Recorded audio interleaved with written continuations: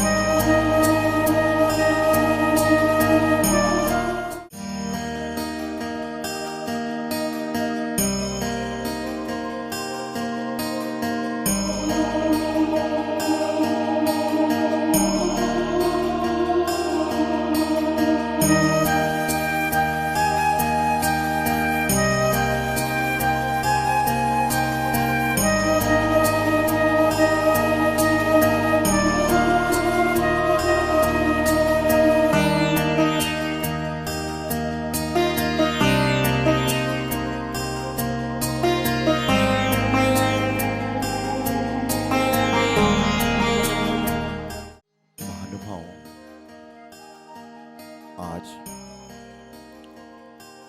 पंचकला महोत्सव का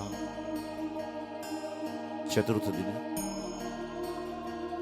ज्ञान कल्याण का महोत्सव,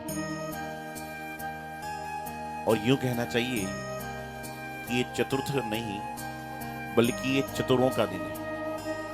चतुर समझते हो जो चतुराई करता है, लेकिन यहां पर धर्म की चतुराई का दिन।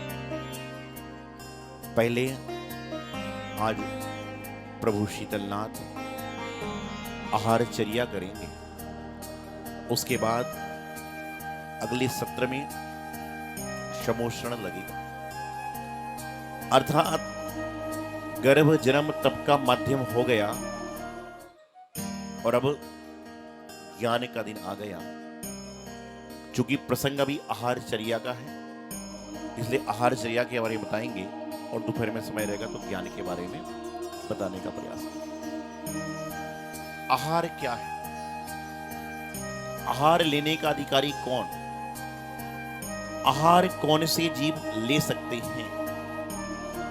भोजन तो प्रत्येक जीव का होता है, खाना तो सभी खाते हैं, लेकिन आहार जो होता है वह मात्र दिगंबर संत का हुआ करता है। कई लोग सोचते हैं कि यदि हम महाराज को आहार नहीं देंगे तो क्या होगा। उनको बताना चाहता हूं कि एक जगह पर 6 महीने लगातार देवों ने नगर बसाकर मुनियों को आहार दिया था। देव आहार दे नहीं सकते हैं, लेकिन तो भी कहते हैं इस पंचम काल में कितना भी निकृष्ट दिन क्यों ना आ जाए, लेकिन ऐसा कोई दिन नहीं आएगा कि श्री जी के अभिषेक करने वाले लोग ना हो और मुनि महाराज मुद्रा लेकर निकले और उनके पड़गाने वाले लोग ना हो। ऐसा इस पंचम काल में कभी हो ही नहीं सकता, और जिस दिन हो गया उस दिन पंचम काल समाप्त मान लीजिए।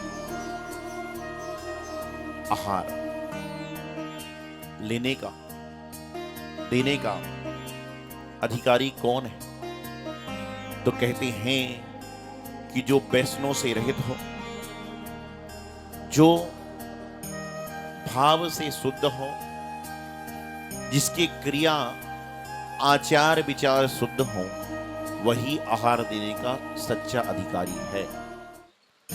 लेकिन वर्तमान में ना इंसान का तन शुद्ध है, ना इंसान का मन शुद्ध है, और ना इंसान का धन शुद्ध है। और उसके बाद भी कह रहा है मन शुद्धि, वचन शुद्धि, काय शुद्धि, आहार जल शुद्धि।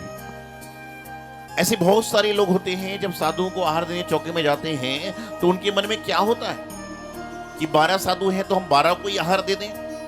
लेकिन ध्यान रखना, तुम 12 को दो चाहे 1 को दो, यदि 1 का भी तुमने अच्छी तरह से आहार करा लिया तो पूरे 12 साधु को आहार देने के बराबर आपको पुण्य मिल जाएगा। और छीना झपटी में 1 को भी नहीं करा पाए तो शायद पुण्य जो मिलना चाहिए थोड़ा सा कम हो जाए। रोहतक रोड के लोग बैठे हुए, 2014 में मेरा चतुर्मास चल रहा था। उसके बाद गुरुदेव के करकमलों से आचार्य पद पर मुझे आसीन किया गया। उस समय लगभग 65-70 साधु, या यूं कहना चाहिए दिल्ली में जितने साधु गण थे सभी को वहां पर बुलाया गया था। आहार चल रहा था और आहार के प्रसंग में एक महिला आई। आहार देते देते उसने मेरे सामने खड़े होकर कहा 17। क्या कहा? 17 कहा और जल्दी में चली गई। अब मेरे मन में जिज्ञासा चलती रही, 17 क्या है? मेरी उम्र भी 17 साल की नहीं थी, चौमासा भी मेरा 14वां था, 17 साल भी नहीं था, कुछ भी नहीं था, 17 क्या है? मैंने जैसे ही आहार समाप्त हुआ उस महिला को बुलवाया। मैंने पूछा, बहन जी जब आप आहार देने आए थे तो आपने कहा था 17, ये क्या था? बोले महाराज जी आप संत हो, आपको इन सब चीजों से क्या प्रयोजन है? बोले आप संत हो, आपको इन सब चीजों से क्या प्रयोजन है? मैंने पूछा 17 आपने कहा था, 17 क्या है? तो उसने धीरे से कहा, महाराज जी मैं मन में भाव लेकर आई थी कि जितने साधु आज आहार को 50, 55, 60, 65 हैं सबको मैं आहार दूंगी। और जब मैं आपको आहार देने आई तो आपका नंबर 17 था। 16 लोग को मेरे पहले आगे आहार दे चुकी थी, आपका नंबर 17 था। तो मैंने कहा जोर जोर से क्यों बोल रही थी? बोले जिसमें मुझे याद रहे कि मैं इतने साधुओं को दे चुकी हूं, ऐसा करके कर रही थी। ऐसे लोग हैं। आप गिन गिन के क्यों देते हो? आप भोजन करने बैठते हो तो गिन के रोटी खाते हो क्या? 2 खाऊंगा, 3 खाऊंगा, 4, कितनी खाते हो? जितना पेट होता है। उसी प्रकार से भक्ति करते समय, आहार देते समय, पूजन करते समय इन निशान को गिन गिन कर नहीं बल्कि अनगिनत तरीके से आहार आदि देकर पुण्यार्जन करने का प्रयास करना चाहिए, क्योंकि गिन गिन के करोगे तो पुण्य भी गिन गिन के मिलेगा। मैं देखता हूं कई लोग जिन मंदिर में आते हैं जेब में हाथ डालते हैं, 500 रुपए का नोट है, 200 रुपए का है, 100 का है, 50 का है, 10-20 जैसे नोट चल रही व्यवस्था, और निकालेंगे बड़े सारे नोट और सबसे छोटा नोट निकालेंगे और उसमें भी देखेंगे थोड़ा सा फटा कटा है ना, उसको अंदर डाल देंगे। क्या है? कभी गुल्लक खुलती है, जब मैं सोचता हूँ गुल्लक के अंदर नकली नोट निकल रहे हैं, गुल्लक के अंदर कटे फटे नोट निकल रहे हैं, तो डालने वाला कौन? डालने वाले तो आप ही हैं। अनजाने में 1 बार होगा, 2 बार होगा। अभी लोग क्या कर रहे हैं, गुल्लकों में 2-2 हजार रुपए के नोट डाल के जा रहे हैं। बोले दान का पुण्य तो मिल जाएगा, ऐसा नहीं मिलेगा। दान का पुण्य तो जब मिलेगा जब अच्छी तरह से करोगे तो आपको पुण्यजन मिलता है, लेकिन जान जान का गलत कार्य करोगे तो पुण्यजन नहीं मिलेगा। आहार लेने का अधिकारी कौन? तो जिन्होंने आहार की भी हार कर दी, आहार को भी छोड़ दिया, वह मुनिराज आहार लेने के अधिकारी होते हैं। और उनको देने का अधिकारी कौन? तो जो सच्चा श्रावक होता है, जिनेंद्र भगवान का भक्त होता है, जिनवाणी का श्रवण करने वाला होता है, वही आहार देने का अधिकारी होता है। प्रसंग है शीतलनाथ भगवान के आहार का। शीतलनाथ भगवान जिनका आहार कहां पर हुआ था? पहला कहां गया आहार दत्ता? अरिष्टपुरी में। कहां पर? अरिष्टपुरी में हुआ था।